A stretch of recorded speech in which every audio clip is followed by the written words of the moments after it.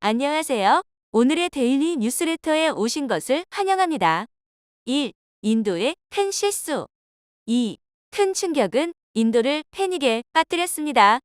3. 나토의 충격적인 발언. 한번 진실을 알아봅시다.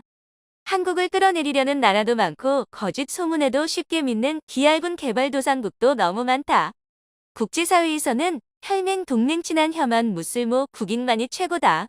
한국이 빨리 함부로 할 수 없는 저 윗단계로 올라가야 한다.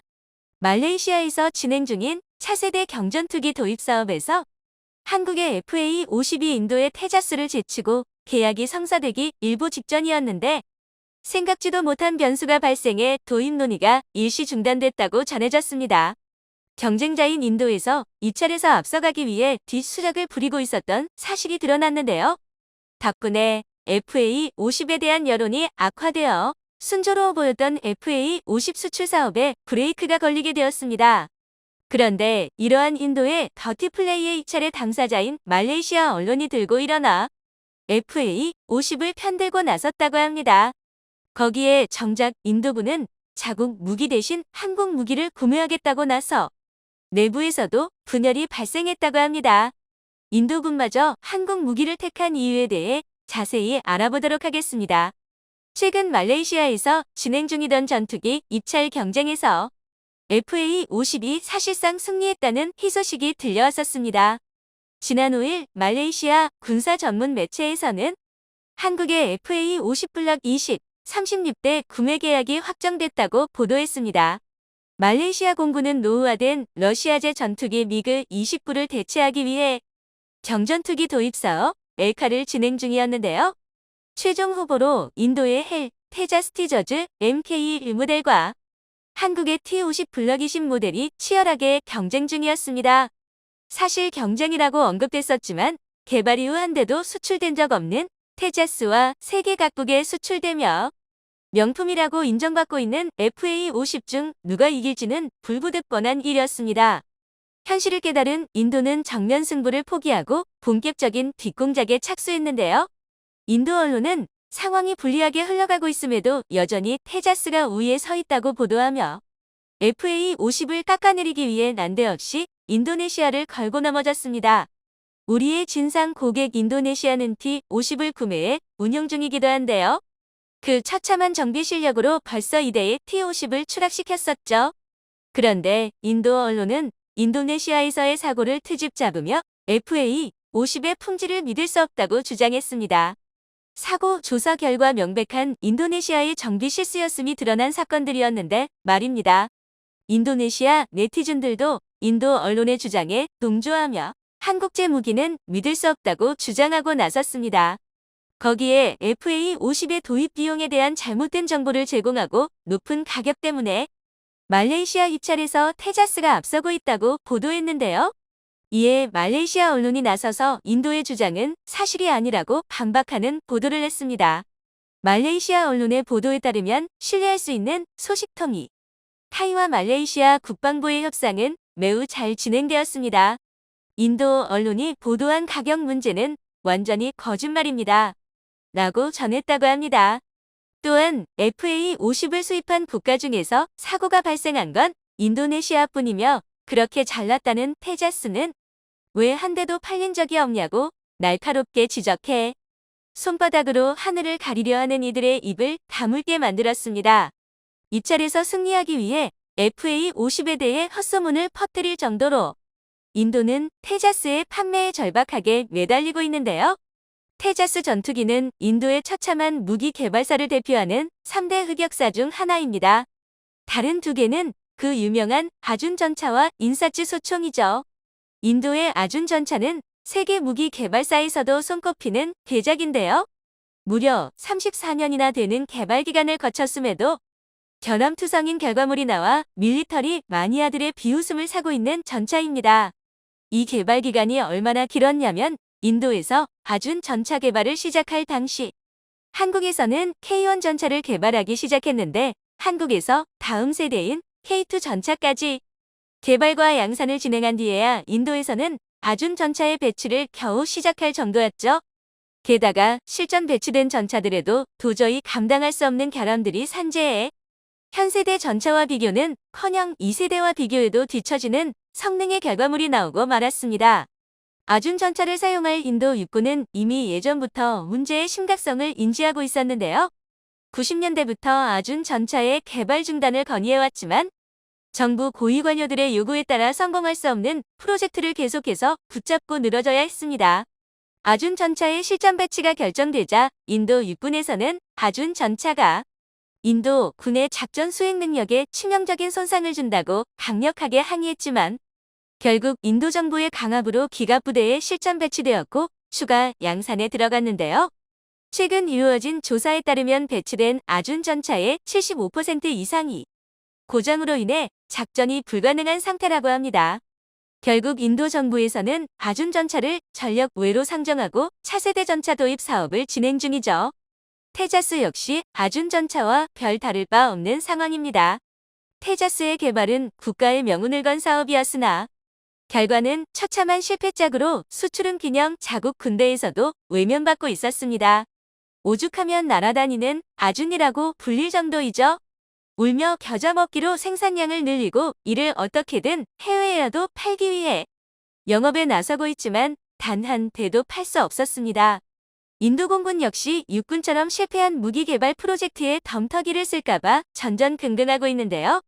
최근 인도에서 운용하던 미그 21 전투기가 노후화로 인해 추락사고가 연이어 발생하자 전량 폐역시키기로 결정됐는데 막상 미그 21을 대체할 전투기가 정해지지 않았다고 합니다. 소식통에 따르면 인도 공군에서 테자스 도입을 강하게 반대하고 러시아 전투기가 아닌 새로운 서방제 전투기 도입을 요구하고 있어 인도 공군의 커다란 전력 공백이 새로운 서방제 전투기 도입을 요구하고 있어 인도 공군의 커다란 전력 공백이 발생했다고 합니다. 중국과의 국경지대 분쟁이 늘어가는 상황에서 이 같은 전력 공백은 치명적일 것으로 보이는데요. 최근 인도와 대립 중인 파키스탄에서 중국의 제-10C 전투기를 대량 구매하여 전력을 강화하는 상황에서 인도 내에서는 시급히 차세대 전투기를 도입해야 한다는 목소리가 높아지고 있습니다. 비보가 계속되던 인도군이지만 한 가지 희소식도 있었습니다. 최근 인도에서 비크란트급 항공모함을 자체 기술로 건조하여 전력화하는 데 성공했다고 합니다. 과거 러시아의 사기를 당해 고물 항공모함에 수십억 달러나 지불해야 했던 인도가 자체적인 항공모함을 가지게 되었다는 매우 고무적인 소식이었습니다. 결과물도 인도에서 만든 거라고 믿을 수 없을 만큼 상당히 잘 나왔는데요. 그런데 항공모함은 있는데 항공모함에 탑재할 함재기가 없어 난감한 상황이라고 합니다. 인도에서는 항공모함을 개발함과 동시에 테자스를 함재기로 개발하려 시도했었으나 땅에서도 못 써먹을 물건을 바다에서 써먹을 수 있을 이 만무한 일이었죠. 결국 함재기 57기를 구매하기 위해 250억 달러를 지출할 계획을 세웠었는데요. 처음 고려된 것은 러시아의 미그 29K였는데 우크라이나 전쟁을 통해 러시아제 무기들이 스펙이 속속들이 드러나면서 서방제 항공기들로 눈을 돌렸습니다. 현재 보잉사의 FA-18의 구매에 대한 협상이 진행 중인데 라팔을 제작한 프랑스의 항공사 다쏘에서도 라팔이 스키점프대로 이륙하는 테스트에 성공했다고 발표하며 인도의 함재기 사업에 어필하고 있어 확실하게 정해지지 않은 상황입니다. 그런데 인도의 함재기 도입 사업에서 한국이 경쟁자가 될 수 있을 것으로 보이는데요.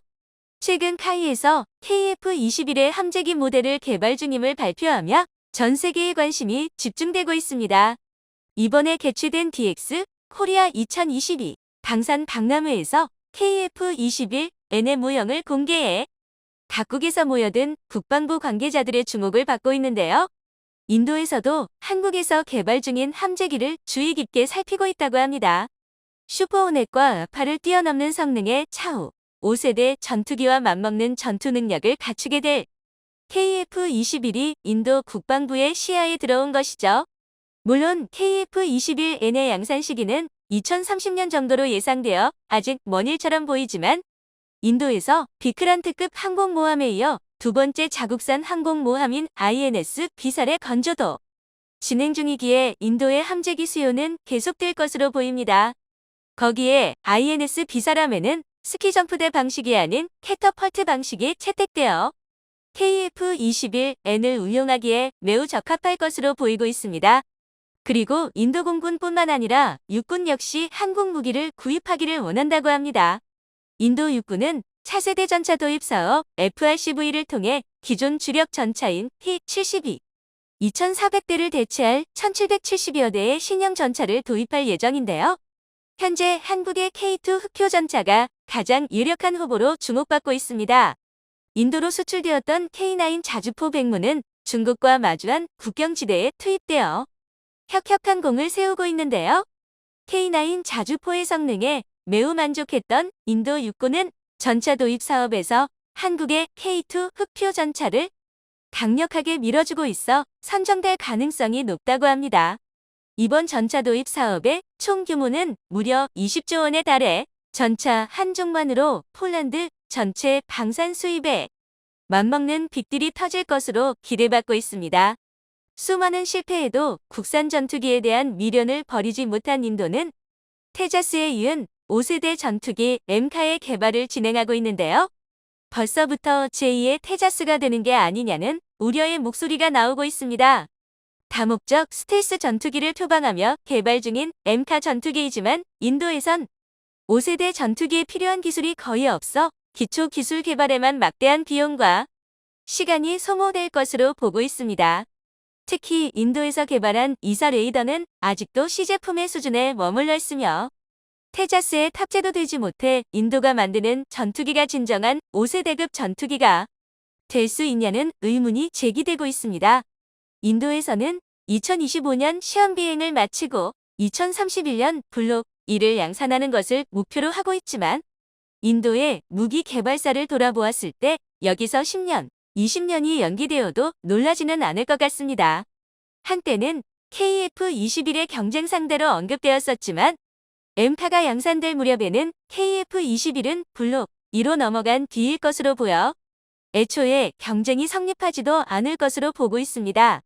어떻게 보면 인도는 한국의 무기 개발에 있어 반면교사가 되어주고 있습니다.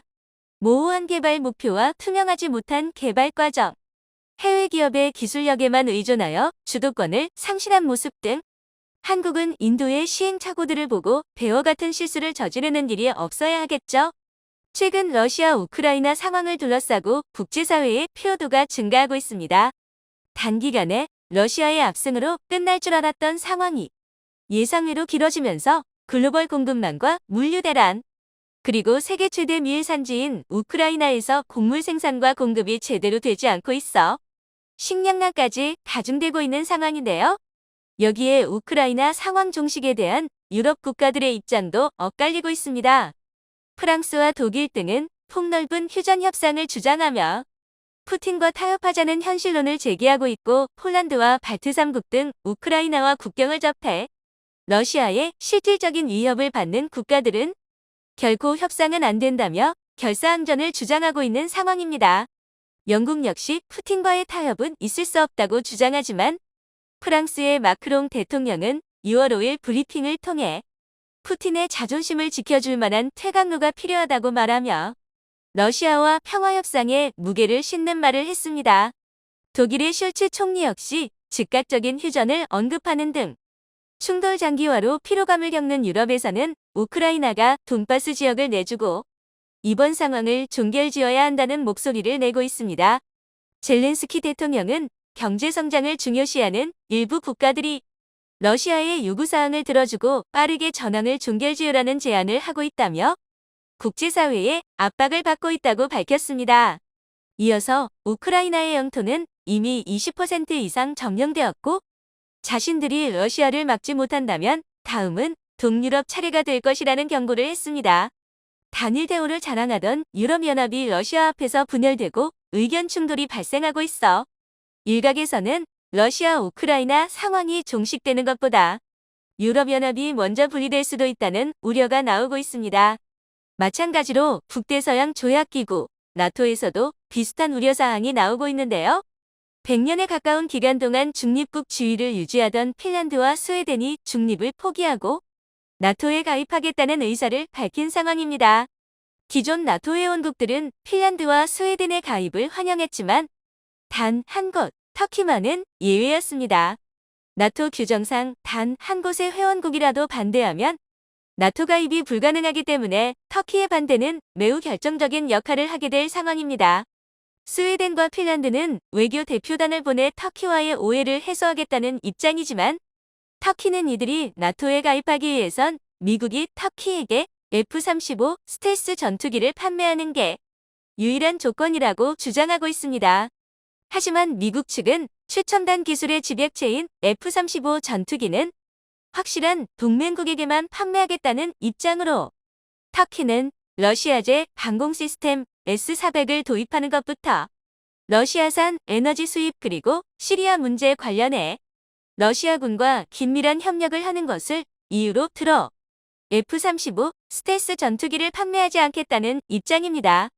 러시아와 친한 터키에게 F-35를 판매하게 되면 스텔스 기술이 러시아 쪽으로 넘어갈 수도 있다는 우려가 나오고 있는 상황입니다. 터키는 1952년도부터 나토에 가입해 가입 기간이 70년이 넘어가는 원년 멤버임에도 불구하고 러시아와의 에너지부터 긴밀한 군사협력까지 나토의 본래 목적에 부합하지 않는 정책을 펼치고 있습니다. 터키가 이런 식으로 나오자 미국의 월스트리트 저널은 민주주의를 부정하면서 나토의 원칙을 부정하고 회원국으로서의 자격이 없는 터키를 나토에서 축출시켜야 한다는 강력한 비판을 하고 나섰습니다. 터키의 에르도안 대통령은 러시아의 우크라이나 침공 초기부터 중재자 역할을 자처하며 협상 테이블을 마련하겠다는 입장이었지만 별다른 소득을 내지 못하고 있습니다. 러시아제 방공 시스템을 도입한 터키는 유럽과 나토의 대러시아 제재를 거부하며 터키 은행들은 러시아 재벌과 기업들의 도피처가 되었습니다. 게다가 터키의 3대 언론사들은 러시아 재벌들이 상당한 지분을 가지고 있어 러시아에 대해 비판적인 목소리를 내지 못하고 있는 실정입니다. 이에 미국과 유럽의 나토 회원국들은 나토 헌장 13조에 명시되어 있는 회원국 탈퇴 규정을 더욱 강화하여 터키를 축출하려는 움직임을 보이고 있습니다. 러시아 역시 터키의 나토 축출에 별다른 목소리를 내지 않고 있습니다. 오히려 핀란드와 스웨덴의 나토 가입에 대해선 나토 군대가 러시아 접경 지역에 배치되지 않는다면 그들의 나토 가입을 용인하겠다며 조건부 허용 방안을 발표하고 있습니다. 이어서 나토 측에선 스페인 마드리드에서 열리는 정상회의에 한국을 정회원 자격으로 참가하도록 초청하고 향후 나토의 모든 전략과 정책을 한국과 공유하기 위해 움직이고 있는 상황입니다. 사실상 나토가 한국과의 동반자를 자처하고 있지만 오히려 러시아 측에선 이런 상황을 반기고 있다고 하는데요. 한국이 나토와 러시아의 중재자 역할로 급부상하고 있기 때문입니다. 최근 러시아는 자국의 비우호적인 31개 국가 중에서 유일하게 한국에게만 수출 규제와 에너지 규제를 해제하며 협력의 가능성을 열어놓고 있습니다. 이어서 러시아의 산업부 장관은 한국 기업은 러시아의 경제를 지탱하고 있다며 러시아를 떠나지 않기를 간곡하게 부탁한다는 입장을 내놓을 정도로 한국의 의존도가 높은 상황입니다. 한국 역시 러시아와의 긍정적인 관계를 고려해 우크라이나에 대해 직접적인 군수물자는 지원하지 않는 등 양국은 관계 회복의 가능성을 남겨두고 있는 상황에 국제적인 러시아 제재 분위기가 변하고 있습니다. 미국의 전 국무장관인 헨리 키신저는 어느 정도 러시아의 요구사항을 들어주고 상황을 마무리 짓는 게 세계 평화를 지키는 일이라며 사실상 돈바스 지역을 내주라는 입장을 밝혔습니다. 이어서 바이든 미국 대통령 역시 러시아 에너지 제재의 실효성이 없다는 입장을 밝히며 러시아산 원유를 저렴하게 사들여 인플레이션을 잡아야 한다는 입장을 내놓아 세계를 놀라게 하고 있습니다. 러시아에 대한 강경한 입장을 내놓던 서방 세계가 걷잡을 수 없는 글로벌 인플레이션 앞에서 러시아에 대한 유화적인 정책으로 입장을 바꾸고 있는 상황입니다. 하지만 오히려 대중국 견제는 강화되고 있는데요. 나토 정상회의에서 1호 안건으로 처리될 내용이 러시아가 아니라 중국의 급속한 군사적 팽창에 대응하기 위한 전략적 대응 방안이라는 사실이 알려졌습니다. 이를 위해 나토와 아시아 동맹국들 간 협력이 지금보다 더욱더 강해질 것이라는 상황입니다. 이런 이유로 터키가 나토에서 축출될 가능성이 지금보다 더욱더 높아진 상황입니다. 터키는 일관되게 친중 노선을 유지하며 자신의 경제적 실패를 중국의 자본으로 메꾸려는 시도를 반복했는데요. 국가 인프라 시설과 기간 산업들이 중국의 투자를 받기 시작하면서 터키 내부에 중국 영향력이 강화되기 시작한 것입니다. 터키는 한국에게도 긍정적인 영향을 주지 않고 있습니다. 눈치가 빠른 터키는 한국의 K9 자주포와 K2 흑표의 기술에 감탄하면서 2000년대 초반부터 한국산 군사장비를 도입하기 시작했습니다. 최근 핀란드와 폴란드, 이집트와 호주 등 다수의 국가들이 한국산 장비를 찾고 있지만 지금보다 20년 전부터 한국의 군사 장비를 알아보고 도입했다는 점은 상당히 놀라운데요. 그런데 터키는 한국산 장비와 기술 도입을 통해 자국산 전차와 자주포 개발 사업에 앞장서고 있습니다. 터키가 한국의 K2 흑표 기술을 도입해 개발한 알타이 전차에 한국산 파워팩 동력 시스템이 탑재될 것이라는 전망인데요. 터키 외무장관은 한국에 방문해 알타이 전차에 탑재될 파워팩 공급을 허가해달라며 한국은 터키 방위 사업의 중요한 파트너 국가라고 언급했습니다. 터키 알타이 전차는 한국 K2의 기술을 이용해 개발한 3세대 전차로 2014년부터 실전 배치할 전망이었지만 엔진과 변속기를 비롯한 파워팩 시스템 공급에 차질이 생기며 현재도 양산을 하지 못하고 있는 실정입니다.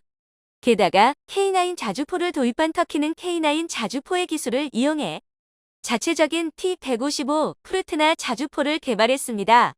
하지만 놀라운 점은 터키 정부에선 알타이 전차와 T-155 자주포를 순수한 자국 기술로 만들었다고 홍보하며 해외 수출까지 준비하고 있는 상황입니다. 카타르와 아자르바이잔에 수출을 앞두고 있으며 유럽과 나토 회원국들에도 한국산 군사 장비를 베껴서 만든 짝퉁들을 수출하기 위해 힘쓰고 있는 상황입니다. 터키는 한국산 장비도 전부 분해하여 기술을 습득한 뒤 자국산으로 홍보하여 수출하려는 상황인데 미국의 F-35 스텔스 전투기가 터키에게 판매된다면 한국을 비롯한 F-35 전투기를 운용하는 국가들이 안보 위협에 노출될 수도 있는 상황입니다. 최근 터키는 화폐 가치가 급락하며 경제 위기가 본격화되고 있습니다. 러시아와 중국과 친하게 지내다가 미국으로부터 여러 가지 제재를 받는 중인 터키는 전 세계에서 가장 높은 물가 상승률을 보이고 있으며 터키의 리라화는 1년 전에 비해 가치가 절반이 되었고 10년 전에 비해선 10분의 1 수준으로 떨어졌습니다. 국제사회의 제재를 받는 러시아는 에너지를 무기로 자국 루블화의 가치를 방어해 우크라이나 상황 이전보다 높은 화폐 가치를 보여주고 있지만 기술력도 에너지도 부족한 터키는 국제사회의 제재에 속수무책으로 당하고 있습니다. 더군다나 스웨덴과 핀란드의 나토 회원국 가입을 놓고 러시아도 일부 허용이라는 입장을 내놓고 있지만 터키가 전면적으로 반대한다는 입장을 내놓으며 과연 진정한 민주주의 동맹국인지 의문이 들고 있습니다. 한국의 방위산업 기술이 터키에게 넘어가 한국의 수출에 부정적인 영향을 주는 가운데 터키가 나토에서 축출되는 상황은 한국에게 긍정적으로 다가올 수 있습니다. 물론 나토와 한국의 관계가 가까워져 러시아와의 상황이 틀어지는 것도 경계해야겠지만 나토와 러시아 양쪽 모두와 우호적인 위치에 있는 한국이 터키가 제대로 하지 못한 중재를 성공적으로 해낸다면 한국의 국제적 위상도 그만큼 올라갈 가능성이 높아집니다. 또 글로벌 인플레이션의 영향으로 서방 세계와 러시아의 피로도가 누적된 가운데 러시아 제재를 해제하자는 목소리가 높아지고 있는 만큼 한국의 중재가 먹힐 가능성이 어느 때보다 높은 상황입니다. 한국이 나토에 가입하면 북한과 중국에게 엄청난 압박이며 우리에게는 북핵의 압박으로부터 어느 정도 자유로워지는 상황이 되기 때문에 추진해야 함. 우리가 러시아에게서 얻어야 하는 것은 북극해 항로, 연해주와 사할린, 영토이다. 현명한 국가적인 결정으로 우리나라도 영토를 확장해 나가야 하겠습니다. 영상이 도움이 되셨다면 구독과 좋아요 부탁드리며 오늘도 감사합니다. 최고로 멋진 하루 보내시길 바랄게요.